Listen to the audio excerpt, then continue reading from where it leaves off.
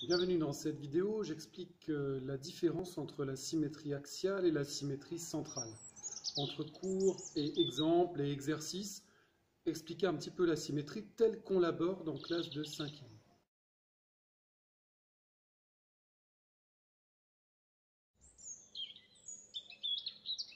Donc on va dire que ce chapitre peut porter le nom de symétrie au pluriel, puisqu'on étudie deux symétries. Une qu'on a vue déjà en primaire et en 6e, la symétrie axiale, ou symétrie orthogonale, par rapport à un axe, par rapport à une droite. Et cette année, en 5e, on découvre la symétrie centrale par rapport à un centre, par rapport à un point. Symétrie par rapport à une droite. Dire que deux figures sont symétriques par rapport à une droite signifie que, en effectuant un pliage, le long de la droite, les figures se superposent.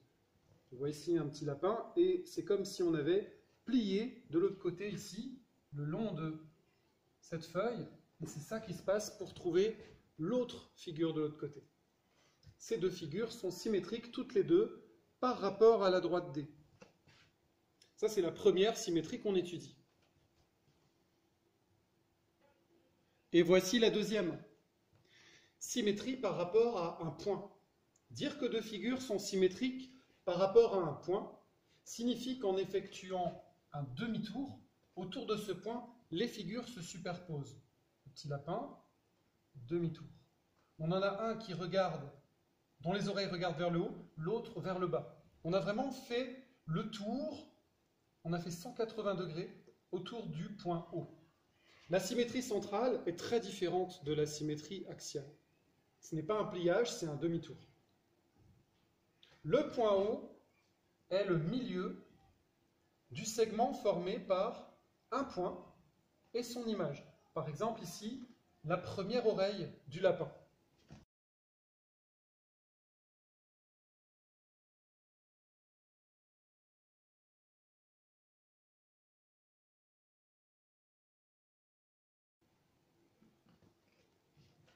Le point haut est le milieu de ce segment.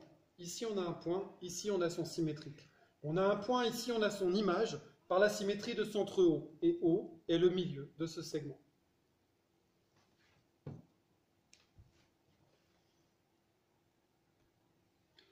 Pour construire le symétrique d'un point par rapport à un autre, il suffit de prendre une règle, de tracer ici une petite demi-droite. On part du point, on prolonge après le point qui sert de centre, et sur une certaine longueur, ici, qu'on a mesuré avec le compas, eh bien, on va la reporter de l'autre côté. C'est comme ça qu'on va tracer le point ici, M', symétrique de M par rapport à O.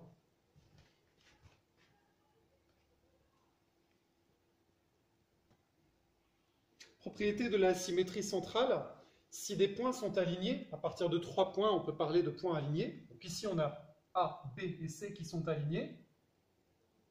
Eh bien, leurs symétriques par rapport à un point, ici le centre O, seront aussi des points alignés. A', le symétrique de A, B', le symétrique de B, et C', le symétrique de C, les 3 points seront alignés. On conserve l'alignement. Une autre propriété, si deux segments sont symétriques par rapport à un point, ici on a un segment AB, ici on a un segment A'B' qui lui est symétrique par rapport à O, eh bien, les deux segments ont la même longueur et surtout seront parallèles. Alors surtout parce que c'est quelque chose de spécifique à la symétrie centrale. C'est parce qu'on a un centre qu'il y a ce phénomène, le segment et son symétrique seront parallèles. Ce n'est pas du tout obligatoire quand on a de la symétrie axiale. Par contre, dans la centrale, on a toujours cette idée qu'une droite et sa symétrique, un segment et son symétrique, par rapport à un point, seront parallèles. Attention, cette propriété est vraiment importante. Une autre, si deux angles sont symétriques par rapport à un point, comme l'angle ici et celui-là, ils ont la même mesure. Et enfin, si deux figures sont symétriques par rapport à un point, alors elles auront le même périmètre et la même aire. On conserve les aires, les périmètres, les mesures d'angle, les alignements, les milieux, les longueurs.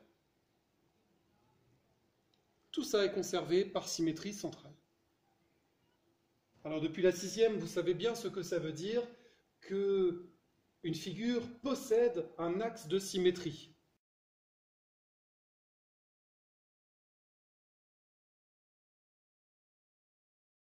Je trouve cette manière de dire un peu compliquée, mais dire qu'une droite est un axe de symétrie d'une figure, eh bien ça signifie que la figure et son symétrique par rapport à cette droite sont confondus. En gros, ici, cette figure qui forme une sorte de W, elle est symétrique par rapport à D. Elle est elle-même sa propre symétrique. Si on ne regarde que sa moitié, on dira la moitié de gauche est symétrique par rapport à la moitié de droite. Mais si on regarde l'ensemble de la figure, on dira D est un axe de symétrie de cette figure. De même ici, ce quadrilatère, qui est un cerf-volant, il a un axe de symétrie ici, horizontal. Voici quelques exemples de figures qui possèdent un centre de symétrie. C'est l'équivalent de posséder un axe de symétrie, mais cette fois-ci un centre. Alors qu'est-ce que ça veut dire pour une figure de posséder un centre de symétrie? Eh bien ça signifie qu'elle et son symétrique sont confondus lorsqu'on fait une symétrie par rapport à ce point, par rapport au centre.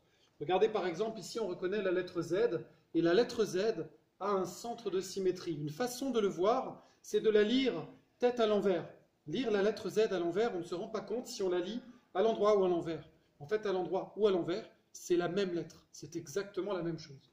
Le signe ici, yin et yang, non colorié, eh bien aussi a une symétrie centrale, parce qu'on le verra dans les deux sens, exactement pareil.